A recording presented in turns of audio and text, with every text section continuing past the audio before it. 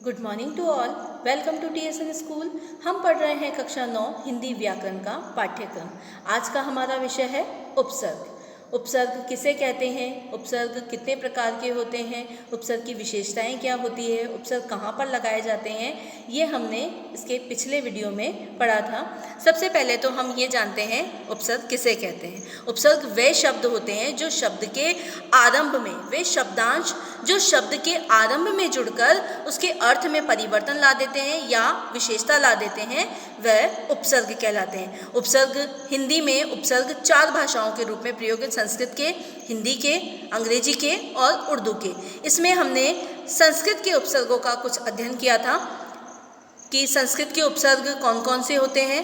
ये तो हमने इसकी विशेषताएं देखी थी कि कौन कौन सी विशेषता होती है कि शब्द के अर्थ को उलट कर देता है, ठीक है। इसके बाद शब्द के अर्थ में कोई खास परिवर्तन ना करके मूलार्थ के इर्द गिर्द ही अर्थ प्रदान करता है। ये हमने सब कुछ देख लिया था।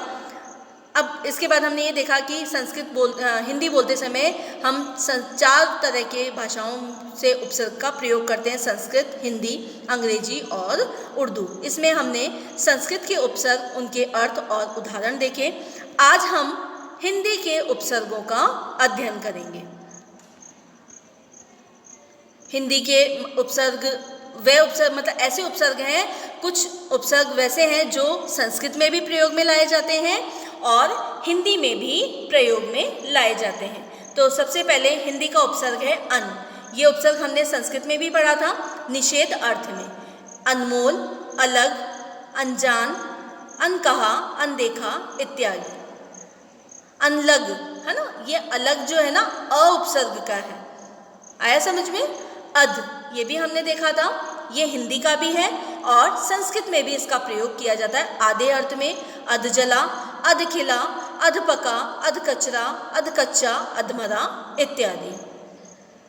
इसके बाद देखिए उन, ये भी उपसर्ग हमने संस्कृत में पढ़ा था और ये हिंदी में भी प्रयोग में लाया जाता है। 29, 49, 59, 69 इत्यादि।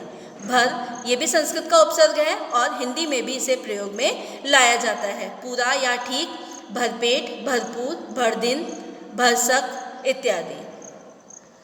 इसके बाद और देखिए दु उपसर्ग, बुरा, हीन, विशेष। इसके अर्थ हुए, इसके शब्द हैं दुबला, दुर्जन, दुर्बल, दुकाल इत्यादि। इसके बाद है नि उपसर्ग, अभाव या विशेष, निगौड़ा, निडर, निकम्मा इत्यादि। इसके बाद देखिए अ उपसर्ग, अ का अर्थ होता है नहीं, अभाव या निषेध में। अछूता, अथाह, अटल, ठीक है, अशुद्ध, अधर्म। इस प्रकार हम शब्दों को फेरबदल कर मतलब उलट अर्थ में इसका प्रयोग भी कर सकते हैं। क उपसर्ग, बुरा या हीन, कपूत, कचोट, कुरूप है ना, कु उपसर्ग हो गया, कुरूप, कुपुत्र, ये कु के उपसर्ग है ना। क का है कपूत और कचोट। इसके बाद देखिए कु, बुरा, इसका अर्थ है कुचाल, कुचेला, कुचक्र, इसी में ले सकते हैं हम कुरूप है ना। अब है भर, भर का अर्थ होता है पूरा, भरपेट, भरपूर, भरसक, भरमार इत्यादि। इसके बाद देखिए सु, सु का अर्थ होता है अच्छा, सुडोल, सुजान, सुघड़, सुफल इत्यादि। पर उपसर्ग दूसरा या बाद में, तो परलोक, परोपकार, परसर्ग, परहित। पर का अर्थ होता है बाद में है ना, तो परलोक, परोपकार, परसर्ग और परहित इत्यादि। इसके बाद उर्दू के कुछ उपसर्ग, उनके अर्थ और उदाहरण। अब तक हमने हिंदी और संस्कृत के उपसर्ग देखे। जो हिंदी और संस्कृत के उपसर्ग हैं वो अधिकतर उपसर्ग एक जैसे ही हैं, जैसे हिंदी के हैं वैसे ही संस्कृत के उपसर्ग हैं। क्यों? क्योंकि इनकी लिपि भी एक ही है। तो अब हम जानेंगे उर्दू के उपसर्ग। उर्दू के कौन कौन से उपसर्ग होते हैं। ला, ला का अर्थ होता है बिना, लाचार, लाजवाब, ला इलाज, लापरवाह, लापता इत्यादि। पता, पता वो होता है जहाँ पर हम पहुँचते हैं, एड्रेस, ठीक है। लापता जो जिसका हमें कोई पता नहीं हो, ठीक है। परवाह करना, लापरवाह जिसकी हम परवाह नहीं करते हो। बे का अर्थ होता है बिना, बेकाम, बेअसर, बेरहम, बेईमान, बेरहम इत्यादि। ठीक है ना, बे का अर्थ हुआ बिना। इसके बाद है कम। कम का अर्थ होता है थोड़ा या हीन। अब ये उपसर्ग आपको अलग अलग भागों में बांटे गए हैं, लेकिन आपको बस ये ध्यान रखने हैं कि ये उर्दू के उपसर्ग हैं, ये हिंदी के उपसर्ग हैं या ये संस्कृत के उपसर्ग हैं। एग्जाम में आपके इस तरह के नहीं आएंगे, लेकिन आपको बस ये ध्यान रखना है कि इन उपसर्गों का प्रयोग हमें कहाँ पर करना है और किन मूल शब्द के साथ ये उपसर्ग सही रूप से अपनिर्माण हो रहा है। कम का अर्थ होता है थोड़ा या हीन, जिसमें कम सिन, कम ख्याल, कमजोर, कम दिमाग, कम जात इत्यादि। गैर का अर्थ होता है के बिना या निषेध, गैर कानूनी, गैर जरूरी, गैर हाजिरी, गैर सरकारी इत्यादि। ये कुछ उदाहरण है, बस आपको इनको शब्दों को एक बार अच्छे से रीड करना है, फिर आप इजीली उपसर्ग का निर्माण कर पाएंगे। खुश। खुश का अर्थ होता है श्रेष्ठता के अर्थ में, खुशनुमा, खुशगवार, खुश मिजाज, खुशबू, बू, खुशबू, खुश दिल, खुशहाल इत्यादि। अब आप इसमें जैसे खुशबू में खुश उपसर्ग अलग कर दिया तो इसका मूल शब्द क्या हो गया, बू। बू का अर्थ होता है बदबू, ठीक है ना, स्मेल आना। हुआ क्लियर? तो इसका भी अर्थ निकलना चाहिए। ना। ना का अर्थ होता है अभाव, नाराज, नालायक, ना, नादान मुमकिन, नादान, नापसंद, नादान इत्यादि। इसके बाद देखिए अल। अल का अर्थ होता है निश्चित, अलबत्ता, अलगरज आदि। बर का अर्थ होता है ऊपर, पर या बाहर, बर्खास्त, बर्दाश्त, बर वक्त आदि। अब बर वक्त का बेवक्त भी कर सकते हैं हम, ठीक है ना, बेवक्त, बे उपसर्ग लगाकर वक्त के साथ बेवक्त, ठीक है ना। और बर वक्त मतलब वक्त से बाहर। इसके साथ है के साथ। बिल का अर्थ होता है के साथ, बिल यानी बिल आखिर, बिल्कुल और बिल वजह। हम का अर्थ होता है बराबर या समान, हम उम्र, हमदर्दी, हम पेशा इत्यादि। ये उपसर्ग यहाँ पर बिल उपसर्ग है और यहाँ पर हम उपसर्ग है, ठीक है।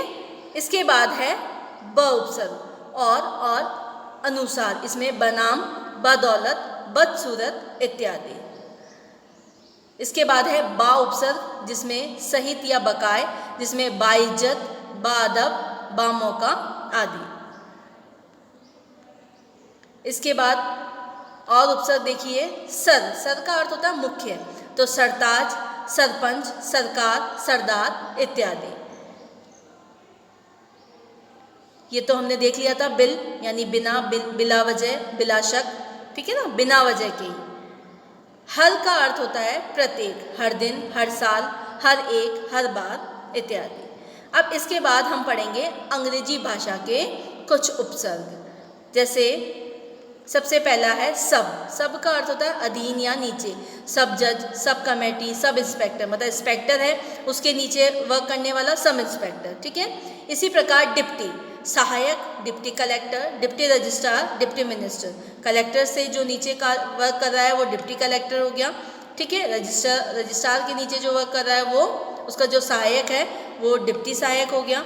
मिनिस्टर मतलब उसके साथ वर्क करने वाला, है ना। इसके बाद है वाइस। इसका अर्थ भी होता है सहायक, जैसे आपने सुना होगा प्रिंसिपल, वाइस प्रिंसिपल, वाइस राय, वाइस चांसलर, है ना, वाइस प्रेसिडेंट। जनरल का अर्थ होता है प्रधान यानी जनरल मैनेजर, जनरल सेक्रेटरी इत्यादि। Chief, chief minister, chief engineer, chief secretary आदि। हेड, हेडमास्टर, हेड क्लर्क इत्यादि। अब कुछ ऐसे शब्द भी होते हैं जो दो उपसर्गों का एक साथ प्रयोग करके बनते हैं। मतलब अभी तक तो हमने देखा कि मूल शब्द और एक ही उपसर्ग, ठीक है ना, लेकिन अब कुछ शब्द ऐसे भी हैं जिनका मूल शब्द तो एक ही है, लेकिन उनमें दो उपसर्ग जोड़कर उस शब्द का निर्माण किया जा रहा है। जैसे प्रत्युपकार, है ना, तो प्रत्यु का प्रति, उप का उप और कार। यहाँ पर प्रति भी उपसर्ग है, उप भी उपसर्ग है और कार यहाँ पर मूल शब्द है। ऐसे ही सुसंस्कृत, सुपसर्ग, सम उपसर्ग और कृत मूल शब्द, ठीक है ना। इसके अलावा जैसे अनाहार, अन उपसर्ग, आ उपसर्ग और हार, हमने आहार पढ़ा था, इसमें अन और लगा दिया तो ये क्या बन गया, अनाहार बन गया। समाचार, सम प्लस आ प्लस आचार, आचार समाचार। क्लियर हुआ। तो यहाँ पर दो उपसर्ग, कुछ शब्द ऐसे भी होते हैं जो दो उपसर्गों के साथ शब्दों का निर्माण करते हैं, एक उपसर्ग नहीं, दो उपसर्ग और मूल शब्द एक ही। असुरक्षित, सुरक्षित, असुरक्षित, है ना। अ और सु दो उपसर्ग लगे हैं और मूल शब्द क्या है, रक्षित। सुसंगठित, सु उपसर्ग, सम उपसर्ग और गठित मूल शब्द। इसके बाद है अनियंत्रित, अनियंत्रित में अ उपसर्ग, नि उपसर्ग और यंत्रित, अनियंत्रित। अप्रत्यक्ष, अ उपसर्ग हो गया, प्रति उपसर्ग और अक्ष इसका मूल शब्द हुआ। ये कुछ ऐसे शब्द हैं जिनमें दो उपसर्गों का प्रयोग करके एक मूल शब्द के साथ नए शब्द का निर्माण किया जा रहा है। आया समझ में। पहले इतनी देर तो हम क्या देख रहे थे कि जो उपसर्ग हैं वहाँ पर एक मूल शब्द है और उसी के साथ एक उपसर्ग का प्रयोग कर उसके शब्द में परिवर्तन लाया जा रहा है।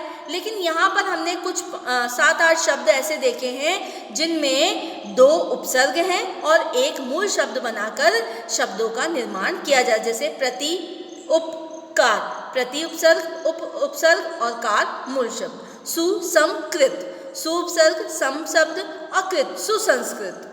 आया समझ में। ऐसे कुछ शब्द भी हैं जिनका निर्माण हम दो उपसर्गों के साथ भी करते हैं। धन्यवाद।